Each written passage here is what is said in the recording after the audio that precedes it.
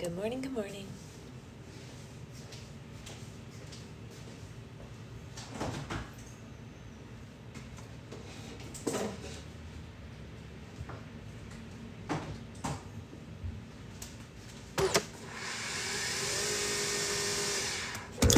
Hello. Could we be lucky enough to sit 2 days in a row? That's my question for the day. What are y'all's thoughts?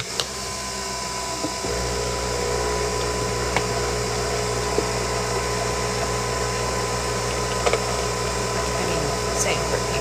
Pretty same, but like, what are y'all thoughts?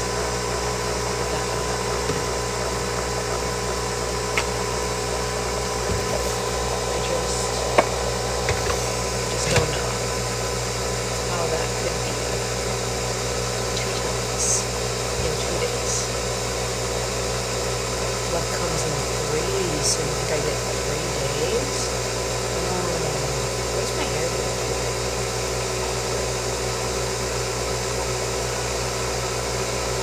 I have no idea what's going on. I'm trying to touch it to move it. I can't find it.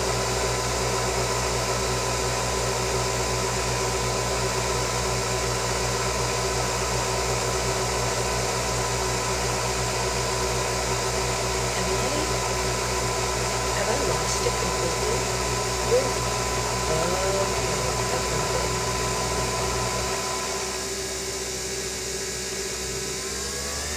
Well, that's not cute. I don't like that at all. Did you guys enjoy watching me just lose my mind? Were you enjoying that? That was, oh no, that's worse. Oh God. What is happening to me? Like, have I gone off the deep end?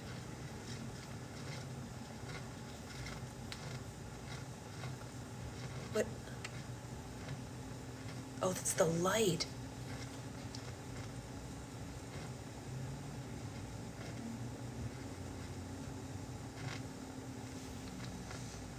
You know what? I'm fine. I don't need sleep. It's all good. Everything is fine. Mostly. My brain, not so much. But, you know, I mean, look.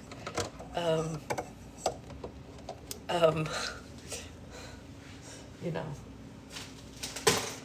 that was a whole moment there. We're just gonna move forward and work on that later. Yeah, seriously, Stephanie, what is it? Never heard of her. Hey everybody. Doctor asked I was sleeping so much that she's in front of because she's your sleep doctor. That is funny. I think it's funny. You miss it too? Oh man, we're all missing sleep. What a bummer. Why are we all missing sleep? Why?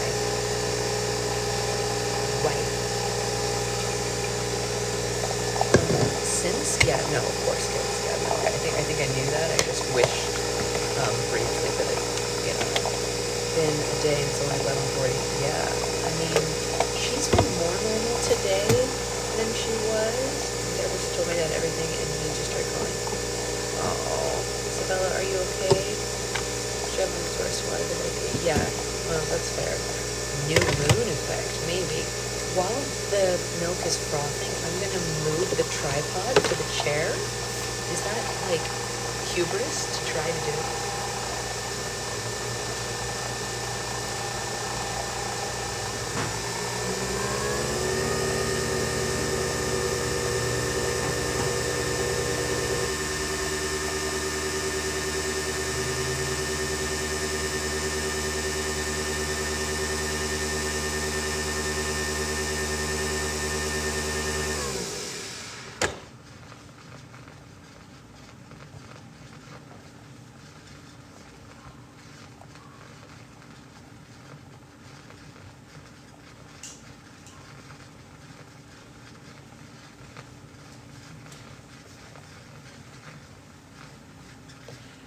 Feeling bold this morning. Yeah, I did feel a little bold. I even put my glasses on ahead.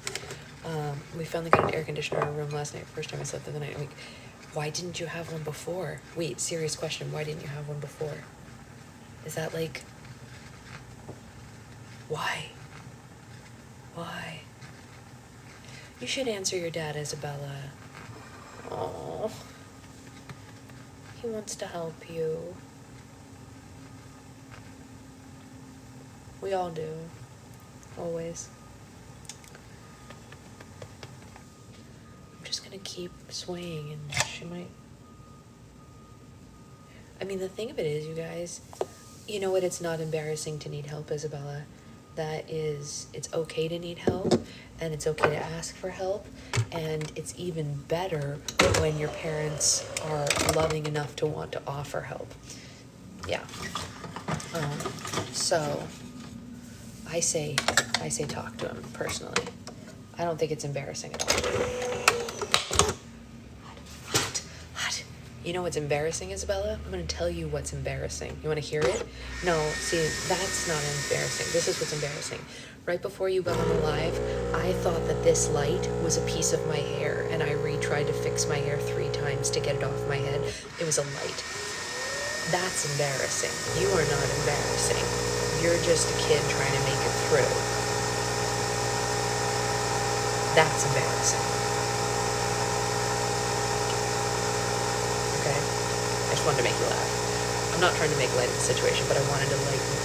I did want to lighten you for a second so that you could take yourself out of what you were feeling. And now that you've managed to laugh for a second, you're in a different headspace, right? Because when we laugh, it like releases oxytocin and hormones that are good in your system. It's scary. Yeah, Nikki's right. It is scary, but I think you should talk to your dad. I really do.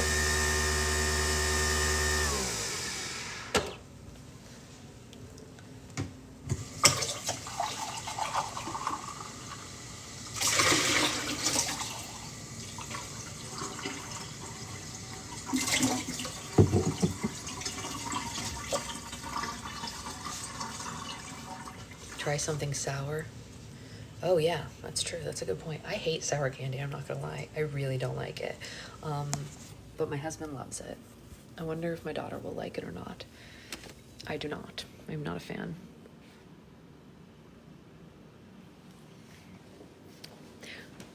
These are all good points. These are all good points. Okay. Am I gonna be able to make it through the minefield that is this playpen to get to the chair? I did it, you guys. I didn't fall. I didn't drop the coffee. I didn't drop you. We're all here together. We're all still kicking. See? You can do hard things. We can all do hard things. Sour candy is the only thing that got me through morning sickness. That's fair. He loves it. I'm just not a fan. I'm not a fan. Okay. You guys, we're in a chair. We're in a chair. The truth is, Roxy, I haven't had time to read anything since we talked about that, but it is on my list. We're in a chair. We're in a chair for the 2nd day in a row. Good. I'm glad, Isabella. I'm glad to hear it.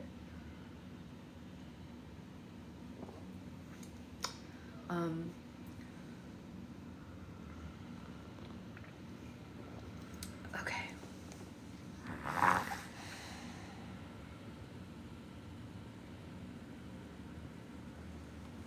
It's okay. Hi, Josh. Thank you. Okay. Here we go. Okay. Look, we're seated.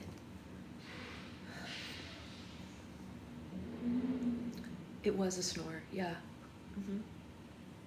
That's exactly what that was. But maybe that means she's like in a deep sleep and she's gonna stay asleep for all of book club again. Yeah, no, I'm taking it. I'm just a little suspicious, you know? I mean, Jen, can you blame me after all we've been through recently? Can you blame me for being suspicious? Becca's here now. She doesn't know that this happened yesterday too. 2 days in a row. I know. Is she back? I'll take it. Not having to stand, sleepy baby, Guys, 2 nights in a row she slept for 8 hours straight. I got up to pump.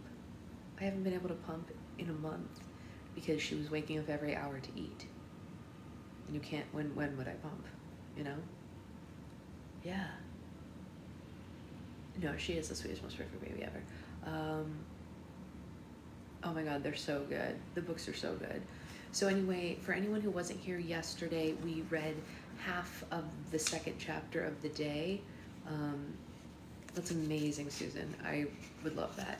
You're at chapter 13. Yeah, we're currently halfway through chapter 9. We're gonna finish that, and hopefully we're gonna be able to read chapter 10 today also. We're gonna try right now. Let's see how she does.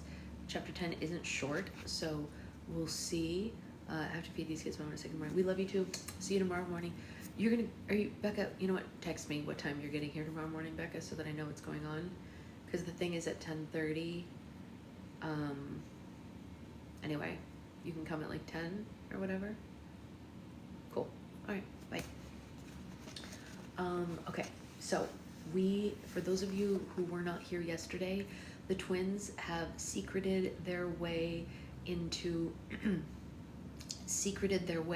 Cinderella's castle, and they are trying to steal Cinderella's slipper. Okay, that is the goal of what's going on right now. Will they be able to steal her slipper? Who knows? That feels, good morning, Liz, like a really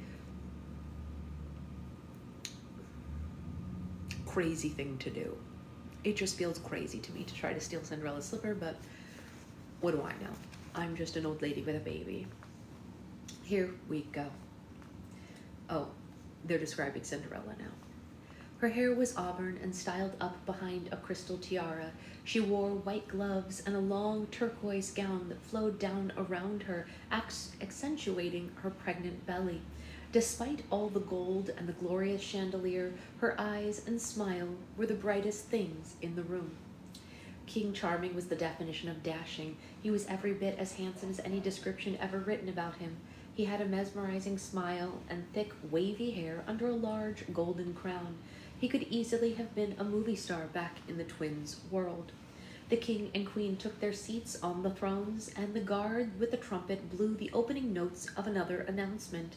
"And let the ball begin," the guard with the trumpet proclaimed, and was greeted with another round of excited applause. The majority of the guests rushed to the dance floor. The orchestra began playing a fast-paced symphony. All the guests paired up and began waltzing around the room, each looking lovingly into their partner's eyes the entire time. The king and queen remained seated. You could tell Cinderella wanted to join in the dance, but her pregnancy kept preventing her from doing so. King Charming only had eyes for his wife. He was enjoying watching her watch the dance more than the actual dance itself. And at one point, each of the dancing men collected a shoe from their partner, circled them with it before placing it back on their feet. A Cinderellian tribute, no doubt.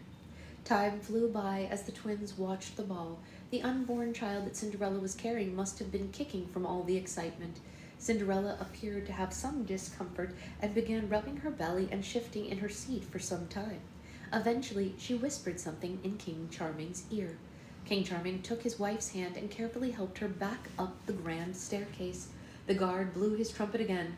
"The queen is tired, and she wishes to rest, but she and the king welcome you to continue this celebration without pretense." The crowd happily obliged and continued their fun. "Would you like a tour of the place?" Lambton asked the twins. "More than anything," Alex said, and Lambton escorted the twins out of the ballroom and down a hall similar to the one they had first entered the palace through. It, too, was home to several portraits of past rulers and a long red carpet. "This palace was built over 500 years ago," Lambton told them as he walked. "It's been home to the Charming dynasty ever since then. This is a portrait of King Chester Charming, Cinderella's late father-in-law." He referred to a large painting of an old bearded man with a crown. He looked exactly like his son, just much older. "How many King Charmings have there been?" Connor asked. "Oh, we lost count," Lambton said. "There are 3 currently. King Chester had 4 sons, Chance Charming, Chase Charming, Chandler Charming, and Charlie Charming. Each of the Charming brothers has his own portrait on the wall.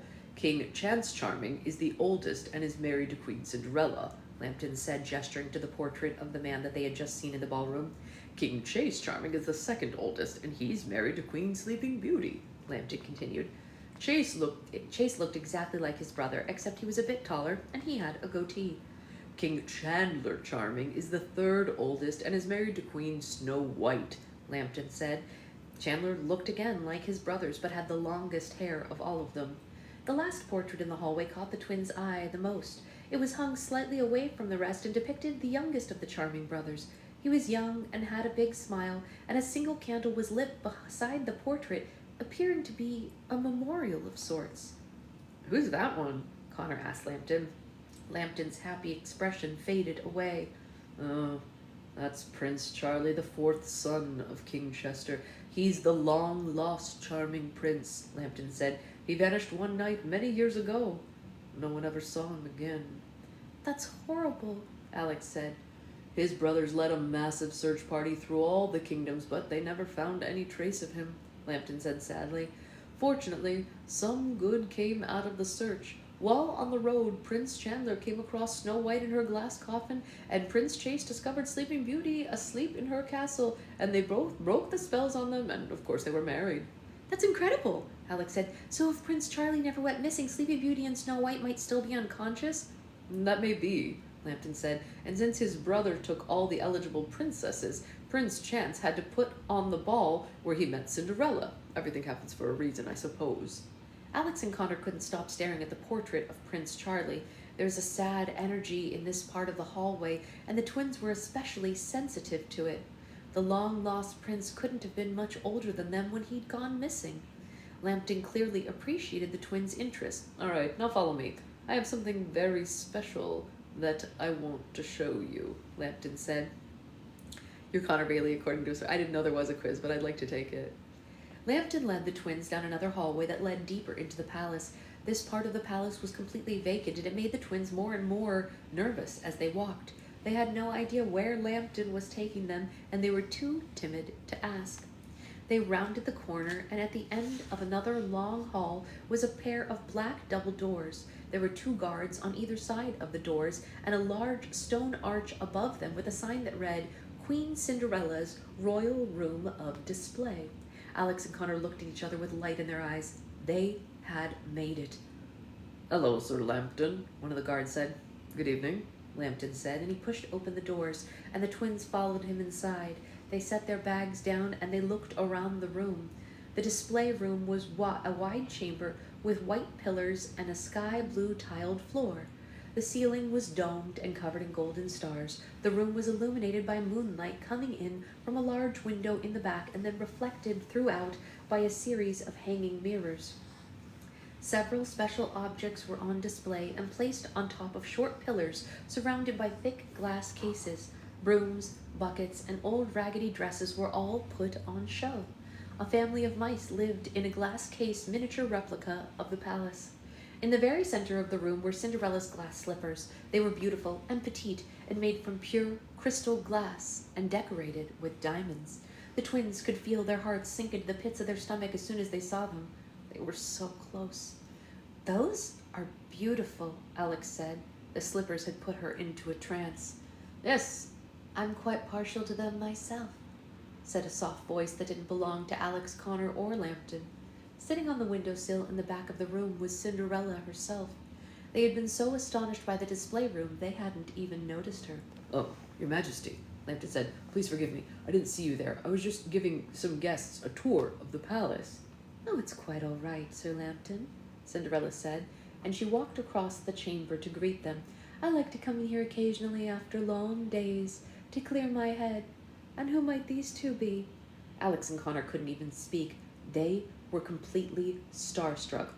This is Alex and Connor, Lambton told her.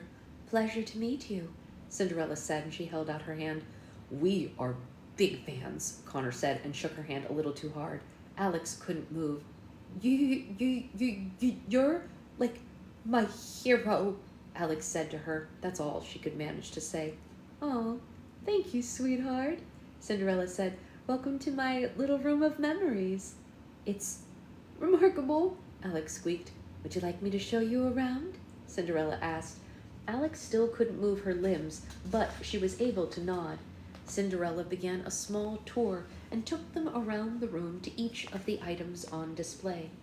Well, these are the brooms and buckets that I use to clean my stepmother's house every day, Cinderella said. They were my first dancing partners. I remember whenever I was home alone, I used to dance with them around the house and pretend I was at a big royal dance, although I must say they really weren't the best at conversation. Cinderella and Lambton laughed. Alex and Connor were still so shocked that they were even in her presence. They were standing next to Cinderella, and she had a sense of humor. Over here are my raggedy old clothes that my fairy godmother turned into a beautiful ball gown, Cinderella continued. They're not much to look at now, but whenever my fairy godmother visits, they turn back into the beautiful ball gown that she created for me. That's really cool, Connor said. And these are my mice, Cinderella said, and showed the twins the miniature palace full of mice. She opened the latch and took a mouse out of the case. She gently petted it, and it peacefully nestled into her hand. Are they the mice that were transformed into the horses and the coachman for your carriage? Alex asked, finally finding her voice. No, the original mice passed away, but these are their children, and their children's children, Cinderella said. I look after them as a thank you. They have a horrible reputation, but mice are actually very gentle creatures. You just have to give them a good chance. That's really funny, Becca. Cinderella put the mouse back with the others and walked to the center of the room. Those of you who can't see it because it got, Becca texted me, I loaned a toddler-sized carrier to Becca for the triplets, and Ellie just asked her why it smells so good, and she said it just smells like Sasha's house. It's very sweet of her. I'm glad that my house smells good to you, Ellie. Cinderella put the mouse back with the others and walked to the center of the room. And these, I believe, need no explanation, she said, and brought the twins to the glass slippers. She removed the glass case entirely and took one of the glass slippers in her hand. Those really couldn't have been comfortable, Connor said. Actually, they were surprisingly easy to move in, Cinderella said. Did your feet ever get sweaty, though? Connor went on. Like, that couldn't have looked really... Ow! Alex elbowed him in the ribs, and Cinderella snickered. Would you like to hold one of them? Cinderella asked them, and Alex nodded harder than she ever had nodded before in her life. Cinderella gently lifted one from the pillar and handed it to her. A magical feeling went through Alex. She was holding a piece of fairy tale history. Perhaps the most famous object in all of fantasy time was in her hand. She couldn't help but get a bit emotional. Oh, Stephanie, you know what's funny about that? I totally washed those before I sent them to you. I did. In a scent-free detergent. In case anyone doesn't know, I sent Stephanie some baby clothes as like a baby gift for her, like just hand-me-downs from my baby, but I washed them, I promise. I wouldn't have sent you like dirty stuff. But I guess scent lingers. I don't know. But at least they smelled good. Connor, on the other hand, kept thinking of ways to steal the slipper. Alex looked up at her brother and knew what he was thinking by the intensity in his eyes. For a moment, they shared the same thought. Was it possible to just take off with it? Connor was actually thinking if it was possible to outrun Lambton and the two guards at the door. What was it like? Alex asked Cinderella. What was it like to go from being a servant to being a queen? What was it like being saved from a horrible situation? Your life is literally, well, it's like a Cinderella story. A sadness came to Cinderella's face. I never thought that my life would change so drastically, so I always made the most of what I had, Cinderella said. I always laugh at the term Cinderella story because if you ask me, it doesn't matter what life you're living, life never has a solution. No matter how hard the struggles are that you leave behind, new struggles always take their place. People forget that I wasn't very much liked by the people of the Charming Kingdom when I first came to live at the palace, Cinderella said. Not too many people were thrilled with the idea of a servant girl becoming their queen. Many people called me the Pumpkin Princess or the Mouse Monarch when they first discovered the details of how I'd come to the ball that night.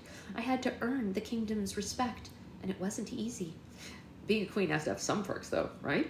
Connor asked. No more scrubbing the floors or dancing with cleaning supplies or talking to mice. Meeting the man of my dreams and starting a family is the best thing that will ever happen to me, Cinderella said with a smile, and she rubbed her belly. And that's what makes me the happiest and the luckiest woman in the world. However, living a public life is a difficult thing to do, and even now I still find it a bit overwhelming. No matter what you do, you can never please everyone, and that's the hardest lesson to learn. In fact, I'm still learning it. This was such a revelation to Alex, and suddenly the fairy tale world seemed even more real than it had before.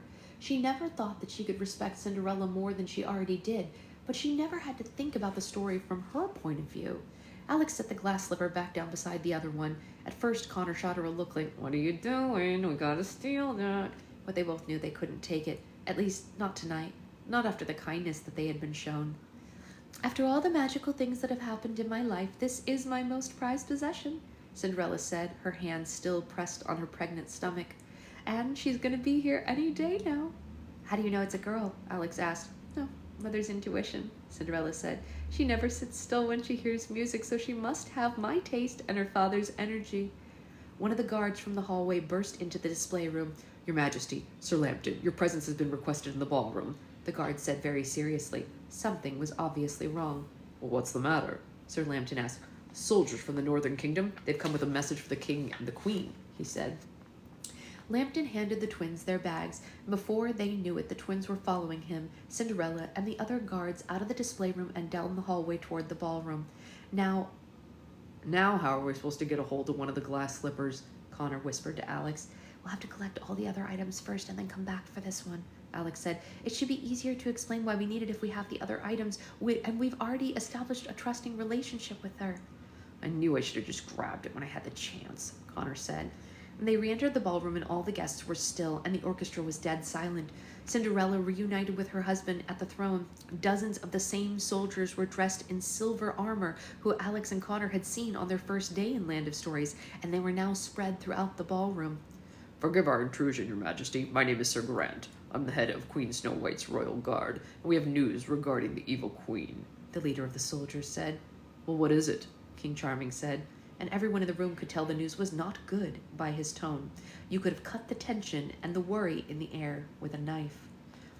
"Last night, a magical mirror that belonged to the evil queen was stolen from her former chambers," Sir Grant said. "The evil queen is still very much at large, and that she has her former mirrors makes her that much greater of a threat to us all. We are asking, nay pleading, if anyone in the Charming Kingdom knows anyone about the evil queen and where she's hiding, that they please let us know immediately." Snow White's soldiers filed out of the ballroom. King Charming and Cinderella embraced one another, worried both for themselves and what this news meant for their kingdom. "It was lovely to meet you, children, but I must go now," Sir Lambton said to them, and he patted them on the shoulder and headed out after the soldiers. Many of the guests began leaving as well, and Alex and Connor followed them out, down the entrance steps and away from the palace. "This whole evil queen situation is really starting to concern me," Alex said. "I know, but it's not really our problem," Connor said. "We'll be long gone before anything else happens." "I suppose so," Alex said. "All right, where are we off to now?" Connor asked. The Little Red Riding Hood Kingdom is north of here," Alex said. "I say that's the best direction to head to, and I hope you have better luck getting a hold of Red Riding Hood's basket." "We better not chicken out this time," Connor said. "Gosh, we were so close." And he clenched a tight fist. "We just couldn't have taken it. Not without permission," Alex said. "It wouldn't have felt right." "I'm so tired of being a good person," Connor said. And despite having failed to collect the glass slipper and the abrupt end to their evening, the twins had a pretty fantastic night. It wasn't every day that they got to have such an intimate conversation with one of the most famous women in history. Luckily, the twins found a night driver transporting a cart full of pears to a village in the northern part of the Charming Kingdom. They convinced him to let them ride in the back of his carriage in exchange for a few gold coins. It would only be a few miles' walk, then, to the Red Riding Hood Kingdom. Connor fell asleep as soon as they climbed aboard, but Alex couldn't sleep, so she decided to read through the journal again. She reached into her bag and was astonished to discover what was inside it. "Connor," Alex gasped. Connor jumped back to consciousness. What is it?" he asked. He looked over and he saw something very shiny in his sister's hand. His eyes were still a little blurry from sleep, and he had to let them adjust before realizing what it was. "A glass slipper?" Connor exclaimed, and Alex gestured for him to keep quiet so the driver wouldn't hear them. "How in the world did you steal it?" "I thought it was you." Alex's mouth was so wide it could have fit a dozen pears inside. No, it wasn't me, I swear. Do you think Lambton or Cinderella put it in your bag?" Connor asked. "Do you think one of them knew that we needed it?" "I have no idea," Alex said, and she couldn't believe she was actually holding on to one of Cinderella's glass slippers. They were both completely dumbfounded. "All right, well, looks like our trip to the Charming Kingdom wasn't such a waste after all," Connor said.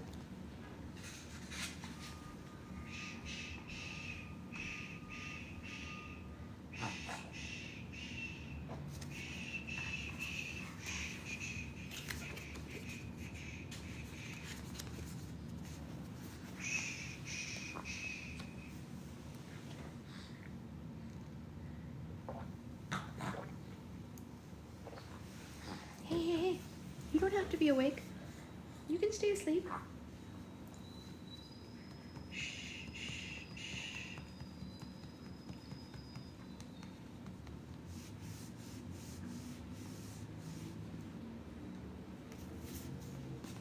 Okay. You don't have to be awake. You don't have to be awake.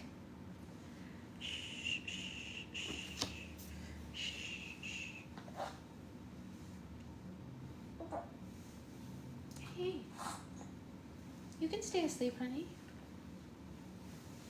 You cannot stay asleep. Oh, honey. Sweetheart. Sweetheart. Hey. Look at mommy. You're okay. Do you want to go back to sleep? You want to go back to sleep? Hey. Look at mommy. Hey. You want more story? You want to have more story? Hi. You want to have more story? Should we go to the play mat and read the rest? What do you think? Do you want to play while we read? Oh, good burp. Okay, that was a nice burp. That was a good one. Yeah? What do you think? Do you want to go to your play mat while mommy reads? Okay, let's go to the play mat. Let's go to the play mat. Here. 1, 2, 3. Yay! Yay, baby! Yay. Who's the best girl? Who's the best girl? It's you! Yeah. You're my best girl. That's right. Mommy's coming. Give me 2 seconds.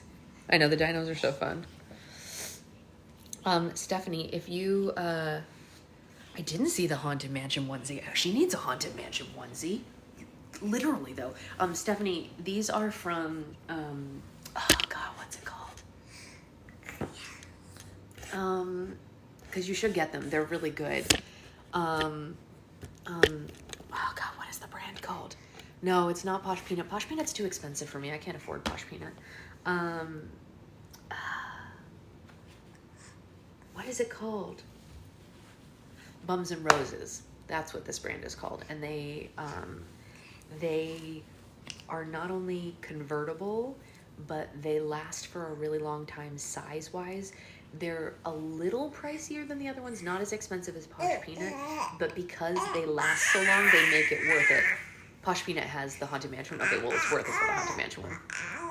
Yeah, I can't afford, although for a Haunted Mansion one, I think I'll splurge for like a one-time thing.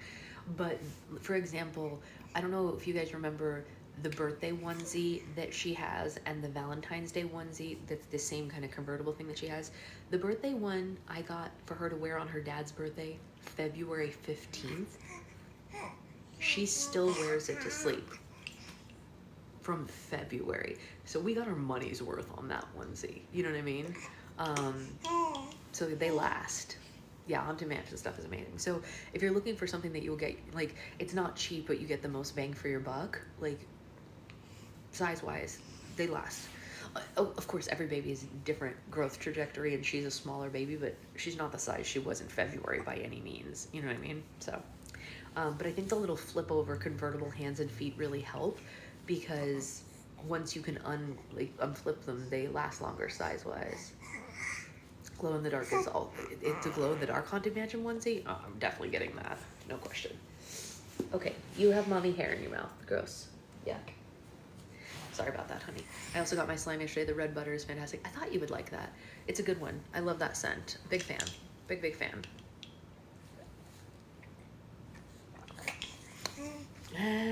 Okay, let's see how much more we can read. I have a couple of them linked on my page, Stephanie, and I think you get a discount. I think their TikTok shop often has discounts, so like maybe just pin one of them to your shopping cart and see when they go on sale, and then just grab them when they go on sale, because you don't need it right now anyway, right?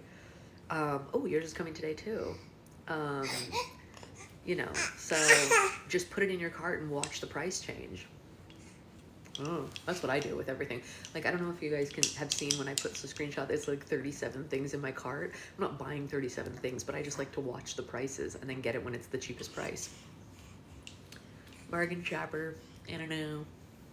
Anyway, let's go. Roxy, are you missing a slime? Email me if you're missing a slime. This is chapter 10. That's right. Chapter 10 is called The Red Riding Hood Kingdom. I just got her right. No, I mean, listen, who could blame you, Stephanie? And you live in a colder area, so that makes sense. We don't really need that here. She was born in winter, and even then, yeah. You're in a really good mood. It's a little sus. It's a little sus. Should we read about Red Riding Hood? For any of you who were not here for the last time we read this, I hope you were excited for Red Riding Hood because she is one of my favorite voices of all time to do. Naisa, I knew that, and I cannot, oh my God, that sucks. COVID already? It's too soon. Okay, let's read a little bit of Red Riding Hood before she turns into a pumpkin. Are you gonna turn into a pumpkin? You wanna turn into a pumpkin? Let's read a little Red Riding Hood. Naisa knows about Red Riding Hood. I think Anya does too. Here we go. The Red Riding Hood Kingdom. The subtle shakes of the paracart finally rocked Alex and Connor to sleep. If they hadn't been so exhausted from the previous restless nights and eventful day, the shock of discovering the glass slipper in their possession would have kept them up all night. The next morning, they awoke just as the cart was arriving at the northern village it was destined for. The first thing Alex did when she awoke was make sure that the slipper was still as tightly in her grip as it had been when she fell asleep. She couldn't let go of it. She was afraid that if it wasn't in her hand at all times, it might just disappear as easily as it had appeared. The mystery of how it had gotten into her bag was still the most prominent thing on their minds. "Do you think it was magic?" Connor asked Alex. "Maybe the slipper, knew we needed it and it transported itself into your bag?" "I've read enough fantasy books to know that that is a possibility," Alex said. "And after everything that we've been through, I wouldn't be surprised. But the point is, we have it now, so it's one less thing we have to collect. So let's focus all of our energy on getting a hold of Red Riding Hood's basket." Basket. Basket. Basket.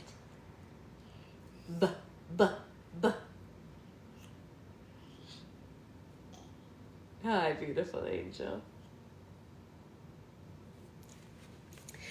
She wrapped a blanket around the slipper for safety and stored it in her bag. They didn't want any unwanted attention from carrying it around.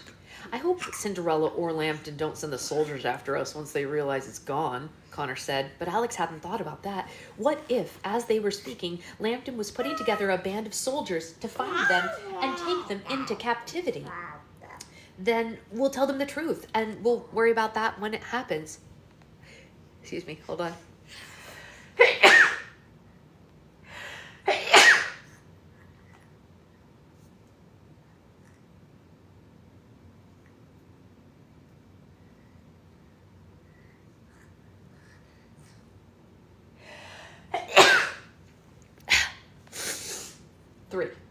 Three sneezes.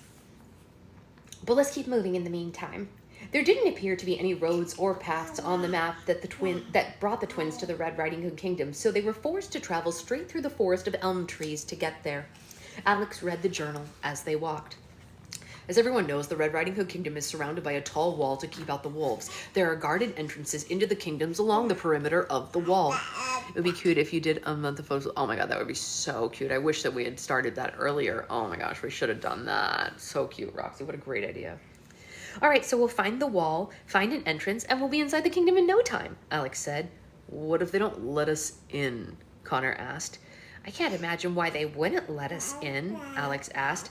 "But if they don't, then this time will you let me do the talking?" An hour or so of walking later, the twins could see the wall surrounding the kingdom in the distance. It was massive. It was 30 feet tall and made from enormous gray bricks. The same warning sign was posted above the wall every few feet or so. You ready for this? It says, Wolves beware. By CRAWL decree and approval of the happily ever after assemble, wolves of any kind, breed, color are strictly prohibited from entering the Red Riding Hood Kingdom. All trespassers will be killed and turned into rugs, coats, or decorations. You've been warned. Now be gone. Wow, Connor said. The wolves are definitely not getting in here. They walked beside the wall for another couple hours, but never found an entrance. Alex reread the journal and found the part that she had missed. There's a northern entrance, a southern entrance, an eastern entrance, and a west entrance. Each has its own path that goes along the center of the kingdom where the town is. There's only one town in Red Riding Hood Kingdom. The rest is farmland. Oh no, Alex said. I misread the journal. Apparently there are only 4 entrances into the kingdom. Okay, and how close are we to one of them? Connor asked, and Alex looked at the map with her eyes widened a bit. Connor could tell that it wasn't going to be good news. Well, it looks like we're right between the west entrance and the south entrance, which means more walking, Connor said, with a furrowed forehead and his hands on his hips. Yeah, Alex said, bearing the bad news. It's about a day or 2 worth of walking. Connor walked around in a circle, frustrated beyond belief. This is so annoying, Connor yelled. Why can't anything here be easy? Connor, everything is okay. It's just gonna take a little longer to... No, Alex, it's not okay, Connor yelled. We've been in this world for almost a week. I want to go home. I miss Mom. I miss my friends. I'm even starting to miss Mrs. Peters. There, okay, I admitted it. Connor was so upset that he kicked a tree, but he ended up just hurting his foot. Ow, he yelled. Look, I miss home too, but there's nothing that we can do about it, Alex said. We'll get home when we get home, and that's it. And in the meantime, it doesn't do us any good to be angry. We just have to get through it. Connor crossed his arms and his shoulders slumped. He was aggravated almost to tears. Alex assumed that they were closer to the southern entrance and led the way toward it. Connor verbalized his frustrations the entire way. I miss pavement, I miss sidewalks, Connor ranted. I miss our crappy rental house, I miss our neighborhood, I miss the dog down the street that barks constantly throughout the night, I miss homework, I miss getting detention for not doing homework. You miss it too? Do you miss homework? No. Let it out, Connor, Alex said. You'll feel better if you do. I hate this place, Connor continued. I hate the dirt paths. I hate the man-eating witches. I hate the mutant-sized wolves. I hate sleeping outside. I hate bridge trolls. I hate all the trees. Wait, that's it. Oh my gosh, the trees. Connor searched the surroundings and ran into a big tree next to the kingdom wall. What are you doing? Alex asked. I'm getting into the kingdom. I'm going to climb this tree. I'm going to hop over the wall. Connor yelled back at her, and he started climbing at a very quick and determined pace. It's a 30-foot drop to the other side at least. Alex followed him. Come on, Alex, and Connor gestured for her to follow him. I am not climbing that tree, she said. You'll climb up Rapunzel's tower, but a tree's out of the question, he said mockingly. And I shouldn't have done that. I agree with you, she said, but she was ignored. Connor was almost at the top of the tree, and Alex ran over to the tree and climbed up a little ways after him. Connor, will you please come down from there? I'd rather travel slow and safely than quick and dangerously, she said. And Connor stood up on the tallest branch of the tree. The top of the wall was just a few feet away. I'm going to jump to the wall, and I'm going to see if I can spot a way down, Connor said. Connor, please, don't be stupid. Climb down right now. You are going to hurt yourself, Alex demanded. All right, wish me luck, Connor said, and he prepped himself for the jump. 1, 2, 3! And Connor jumped off the tree branch and soared toward the wall. No! Alex yelled. He had jumped a little too hard. He missed the wall by a few inches and flew over it head first. Wow. Wow. Like this. What is he doing? What is that silly Connor doing? Alex! Connor bellowed as he fell. She heard a large thump from the other side, but she couldn't see anything. Connor? Alex screamed. Connor, are you all right? Connor, are you alive? She was hysterical. Alex clambered up the tree faster than any animal she had ever seen in any documentary. Connor, please answer me. She pleaded. Can you hear me? Are you hurt? Alex heard laughter just as she reached the top of the tree, and on the other side of the wall, she saw Connor laying safely on a big stack of hay. Hey, Alex, Connor said with a big smile on his face. Connor, you scared me to death, Alex shouted. I know, and it was really entertaining, Connor said. Do you really think that I would have jumped if I hadn't seen something that I could land on? I'm glad you're alive so I can kill you myself, Alex said. Jump over. It's a soft landing. I promise, he said. Fine, Alex said, and she carefully tossed him her bag before jumping over the fence. Connor was right. It was a soft landing. They were covered in hay, and they brushed it off each other easily. Take a look at this place, Alex said as she and Connor journeyed into the Red Riding Hood kingdom. They felt as if they had entered another dimension all over again. There were rolling hills of farmland as far as they could see. Cows and sheep were grazing in the fields across land. Shepherds with curved staffs and shepherdesses with large bonnets attended the animals with their dogs. Everything is so peaceful here, Alex said. I feel like I'm in a nursery rhyme. They must be bored out of their minds, Connor said. I wonder whose land this is, Alex said. And a few moments later, she got her answer. They passed a big wooden sign stuck into the ground that said, Bo Peep Family Farms. The scenery was so pleasant that the time went by fairly fast, and after they traveled a while longer, the peaked and pointed rooftops of the town came into view. They couldn't see much while they were looking at it from the outskirts, but once they were in the center of it, the town really came to life. How adorable is this? Alex squealed as their first sight of the town. It was so dainty and picturesque that they felt like they were in a theme park. It was filled with tiny cottage homes, shops made of brick and stone walls and hay roofs. A bell in the steeple of an old schoolhouse rang. Many staff-carrying men and bonnet-wearing women like the ones they had seen in the fields were walking about the town, pulling goats and sheep along with them. Among the many stories in the shops were Henny Penny Bakery, many stores and shops, not stories, stores and shops were the Henny Penny Bakery, the Jack Horner Pie Shop, and the Pat a Cake Bakery. The Shoe Inn was just adjacent to the main town, and it was a boot of gigantic proportions turned into a working hotel. In the very center of the town, isn't that weird? Yeah, it's weird, right? Hey, whoa, whoa, whoa! Baby, baby, baby! Baby, baby, baby! Baby, baby, baby! Do you want to sit in your chair? Do you want to sit in your chair? Here's your chair. You can sit right here. Yeah, that's so nice. I can read right to you. Yeah. In the very center of town was a grassy park that hosted several memorials and monuments. Alex was doing backflips at the sight of each of them. A small brick wall that stood by itself had a golden plaque on it that said, Sir Humpty Dumpty's wall. You were a good egg, and you shall be missed more than just the king's horses and king's men. Rest in pieces. Are you done with me for the day? You're going to try to flop yourself out of your chair? Okay. We might be done for the day, but I think we did a really good job, you guys. Yeah, we did really good. You were so good. You were so patient. Yay, patient girl. Yay. You are such a patient girl. I'm so proud of you. You love it, huh? Okay. Can you say ba ba ba ba ba ba ba? We'll finish that chapter tomorrow, of course. Okay. Say bye-bye, everybody. We love you. Okay. Bye-bye.